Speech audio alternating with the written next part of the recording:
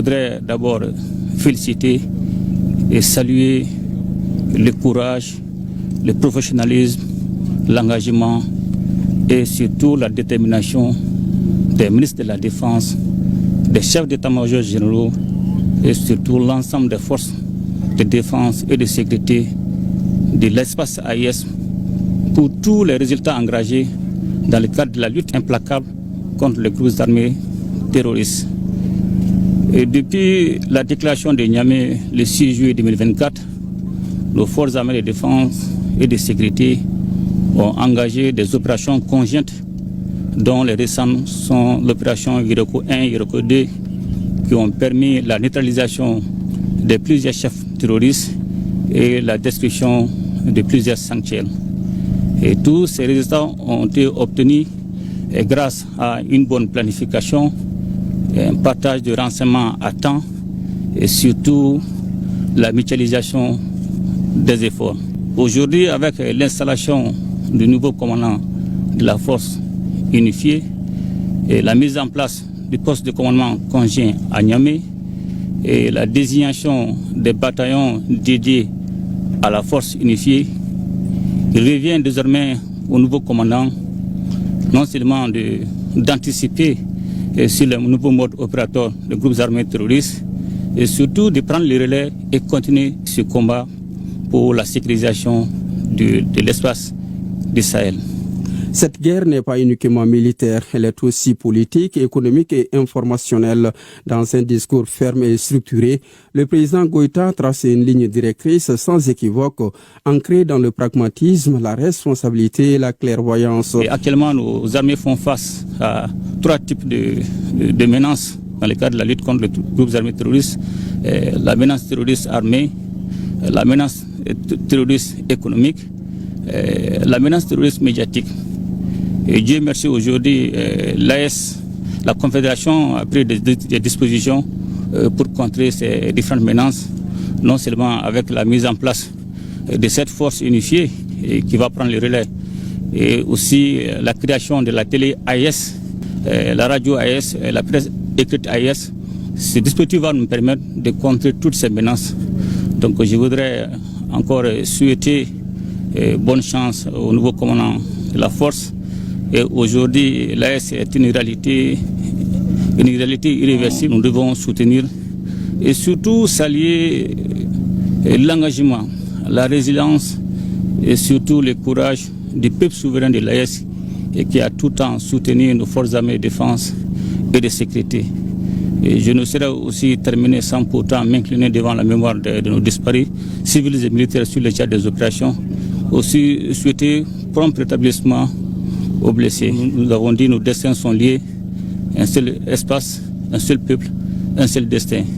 Et bon courage et bon sens à la nouvelle force unifiée. Vient alors le temps du défilé. Les uniformes racontent déjà l'avènement d'une confédération. Les pas sont parfaitement synchronisés, les visages concentrés, certains sont jeunes, d'autres plus expérimentés. Chaque rang qui défile est un message d'unité et de détermination.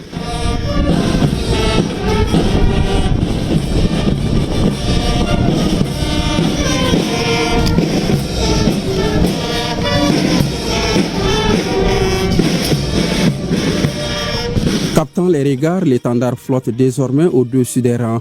Unis par la discipline, liés par les devoirs, cette force unifiée incarne désormais la souveraineté collective des peuples du Sahel. Ici, chaque soldat porte en lui l'honneur de 3 nations et la responsabilité des mêmes espaces.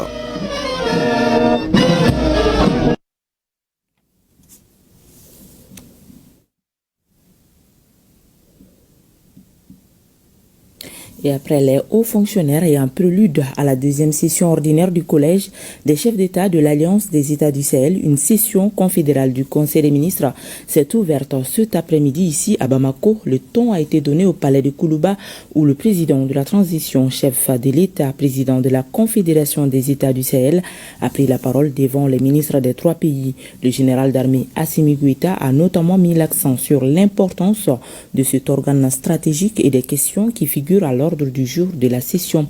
Il a également évoqué l'espoir que suscite la Confédération auprès des populations, une confédération qui, dit-il, par ses potentialités, commence à s'imposer sur la scène africaine et internationale malgré les critiques dont elle fait l'objet. Reportage Yaya Konati.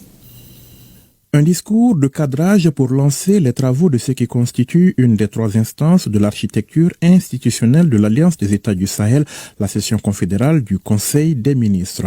Une session préparatoire et inaugurale à celle du Collège des chefs d'État prévue à partir de lundi prochain.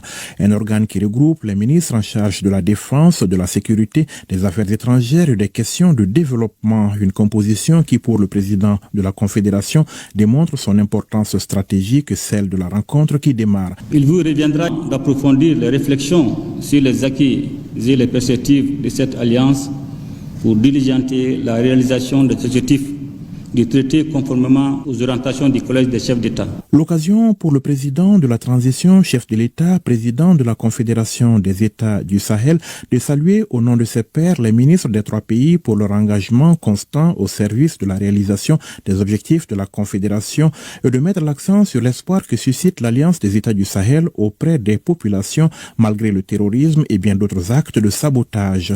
Des constats qui, selon lui, appellent à plus de vigilance. Depuis sa création, la Confédération AES suscite un grand espoir auprès de nos populations. Cet espoir est l'émanation de nos idéaux d'émancipation, de liberté et d'indépendance véritable en comptant sur nos propres ressources et le génie de nos populations. En dépit des critiques et conclusions hâtives de ceux qui perçoivent le Sahel comme un espace de misère et d'instabilité, notre confédération, de par ses énormes potentialités, commence à s'imposer sur la scène africaine et internationale. Le terrorisme économique soutenu et le terrorisme médiatique auquel nous faisons l'objet depuis un certain temps visent à affaiblir le soutien dont la Confédération dispose auprès de ses peuples. Ces actes de sabotage ne sont pas simplement le fait des terroristes, mais également une confrontation pour un positionnement géopolitique visant à sauvegarder des intérêts politiques et économiques dans le Sahel. Ce constat nous impose donc de redoubler d'efforts et de vigilance. Malgré les obstacles, la Confédération des États du Sahel se réjouit. Le président Goïta poursuit donc sa marche souveraine et continue de bénéficier de la confiance des populations auxquelles le président de la Confédération a rendu un vibrant hommage.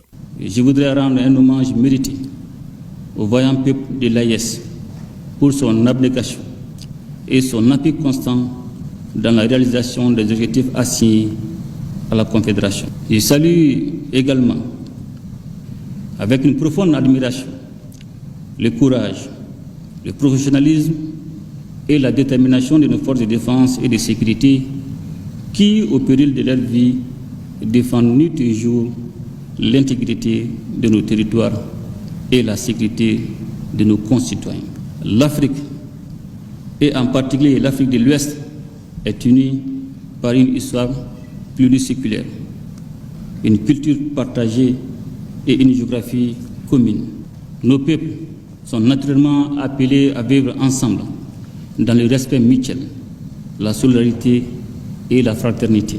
Le président de la Confédération des États du Sahel, dès l'entame de son propos, n'a pas manqué de relever le contexte dans lequel se tient la rencontre du jour. Un moment crucial, selon lui, où la complexité des défis à l'échelle mondiale exige de nos pays une collaboration pragmatique et renforcée, une vision claire et une action déterminée. Confrontés aux mêmes défis, le Mali, le Niger et le Burkina Faso ont donc fait le choix souverain de mutualiser leurs efforts au sein de l'Alliance des États du Sahel. L'objectif étant d'apporter une réponse globale et coordonnée aux grands enjeux du moment. La finalité recherchée, c'est bien évidemment de bâtir un espace stable et apaisé, favorable au développement et au plein épanouissement des populations des 3 pays. Et les travaux de la 2e session confédérale du Conseil des ministres de l'AES se sont poursuivis cet après-midi au CICB. Au nom du président de la Confédération, le Premier ministre